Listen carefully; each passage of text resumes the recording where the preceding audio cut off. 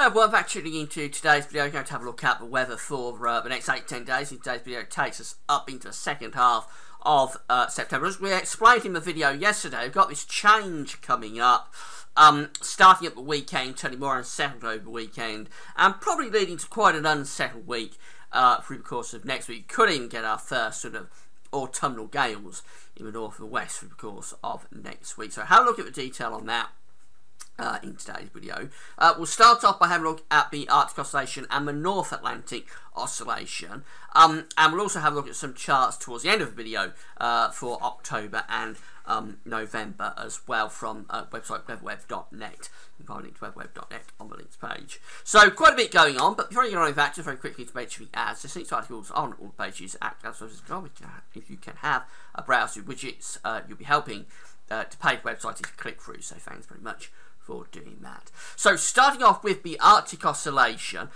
this is an index that sort of reflects the state of the atmosphere in the North Pole, not driving anything. It's an index that is sort of telling us what the atmosphere is doing. So when the Arctic Oscillation is positive, it's telling us that over the Arctic we've got low pressure and sort of strong zonal westerlies coming through the mid-latitudes. Conversely, when the Arctic Oscillation is negative, when it's going into negative territory, that's telling us we've got high pressure over the North Pole. We've got blocking, and usually we'll have low pressure coming through the mid-latitudes. In winter, this is a cold signal. You get the Arctic Oscillation negative in winter. It's usually, not always, but usually a cold signal.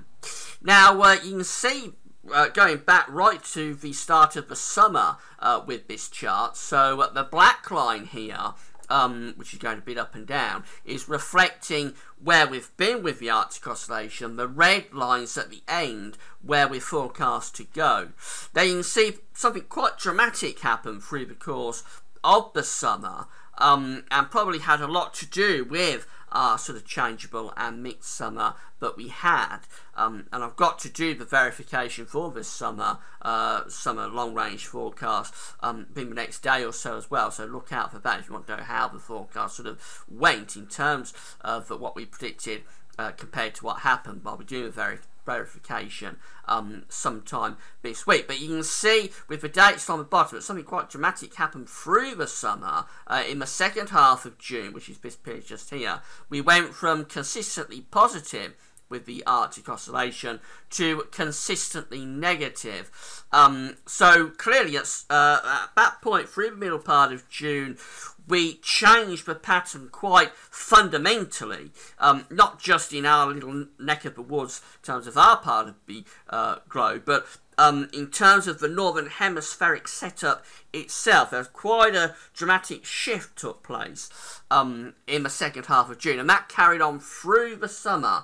So you can see this black line stays negative through the summer, and it's continued negative going on to where we are now in September. We are still sort of trending either neutral occasionally or negative with the Arctic Oscillation, and the red lines here telling us that the Arctic Oscillation from this point is continuing to stay negative. In fact, it could become more negative in the second half of September. We've got the 16th of September just there, and you can see the general trend with these red lines is sort of to drop back again into further negative type territory. So we've had a consistent amount of blocking, obviously, over the Arctic. It probably ties in with why we're having quite a bad melt season in terms of the Arctic sea ice. That is quite a bad year again this year. But we can see we have been consistently negative with the Arctic Oscillation since around the middle of summer. We're forecast to stay negative, so we can expect more blocking over the pole to continue into the second half of September. And no doubt this is causing our cooler temperatures. We've had a fairly cool summer. It's continued cool into the start of September as well. And if this is right, it's probably going to stay relatively cool and unsettled going through into the second half of the month. The NAO, the North Atlantic Oscillation, which is sort of the cousin of the Arctic Oscillation, will be doing something very similar. This isn't reflecting the atmosphere in the Arctic. This is reflecting the atmosphere in the North Atlantic. And you can see, again, we have this flip from positive to negative through the second half of June. So there we are on the middle part of June, just there, and quite clearly positive with the North Atlantic Oscillation. By the time we go through to the start of July, which is just here, we've gone negative, and we've stayed negative, at times very negative, with the North Atlantic Oscillation through the summer. We did go a little bit positive just there early on in August, but then dropped back again, actually, and been trending negative consistently, really, with both the Arctic Oscillation and the North Atlantic Oscillation since the second half of June. Again, the red lines here are the forecast ensemble from a GFS model in terms of what the North Atlantic Oscillation is being predicted to do. And again, we can see it is predicted to be staying generally negative. So we've got the Arctic Oscillation, the North Atlantic Oscillation, both indexes reflecting a negative state. And that's telling us that the setup in the Northern Hemisphere is untypical, really, of what you would expect. We've obviously got blocking over the North Pole, and we're obviously having weaker sort of pressures around Iceland and the Azores, so the westerlies are being dampened down, albeit because we've got that blocking over the pole, it keeps us relatively unsettled with the low pressure going underneath it. So quite interesting, and of course we'll be keeping an eye on this as we go into the autumn and the winter, because Arctic Oscillation particularly is very important for the winter in terms of weather, finding out whether we've got blocking up over the pole. Now, having a few drier days, after saying it's unsettled and cool for September, we are having a few drier and warmer days, and they're going to continue through the rest of the week. These are the GFS temperature ensembles. I showed you these yesterday, dealing with the temperatures first of all. We're going to be generally near normal. The red line here is the 30-year temperature average. We shouldn't be deviating too much from that for the rest of this week. Maybe even a little bit above, so it's going to be relatively warm, especially down in the south at the end of the week.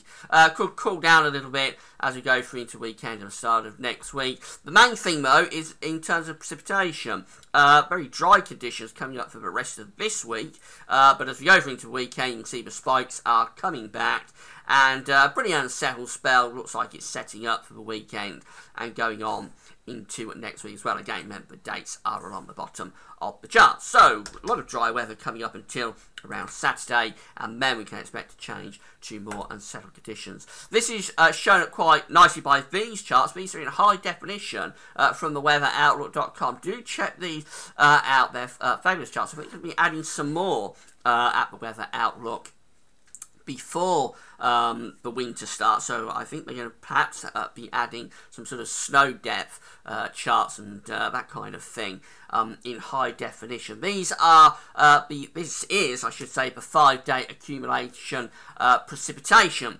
total. So what we're basically seeing here is the next 5 days of accumulated rainfall, and there's not really much to see away from Ireland and Western Scotland, where we've still got some rain coming in. Generally a very dry period coming up from now through to Saturday. That's the 5-day period, Tuesday through to Saturday. But if you have a look at the 10-day accumulation, then you see it's a different type of chart. It's much bluer, which is telling us it's much wetter. So the 10-day accumulated precipitation looks like this, up to 20 millimetres in the east. In the west, we're going at sort of 50-60 millimetres in some parts of the west. So clearly days 1 to 5, a lot of dry weather. 5 to 10, much more reflective of an unsettled pattern. That's particularly true for the west, but all parts, I think, in for some rain from Saturday through into next week. Do check those charts out when you get the chance. These are the generic charts from westcentral.d. So we're starting off on Saturday with the GFS model, and we have high pressure up over Scandinavia with low pressure coming in off the Atlantic. This sort of the transitional down. I'm not sure there'll be too much rain through Saturday itself, but probably rain pushing northwards and eastwards on Saturday night. And then that leads us into an unsettled spell as we go beyond that. So Sunday sees low pressure entering in control. Probably have a band of heavy rain coming across the country overnight, Saturday and Sunday, and then sort of changing back to showers for Sunday itself. And then this area of low pressure starts heading next week. We've got tightly packed isobars with this, so could turn quite windy with another band of rain coming across the country. And that goes on really through into the middle part of next week. Again, quite tight packed isobars. They're going to be windy. Very least there'll be showers around, could be longer spells of rain. This low pressure, quite interesting. I think because there's some tropical remains in with that one. And that becomes really quite deep through the second half of next week, going down to 980 millibars across Ireland. That could give some very wet and windy weather. You notice these tight packed isobars, indicative of gales possibly pushing up the Irish Sea, the first autumn gales perhaps next week. Day 10, Friday the 18th, looks like this. Low pressure still well and truly in control.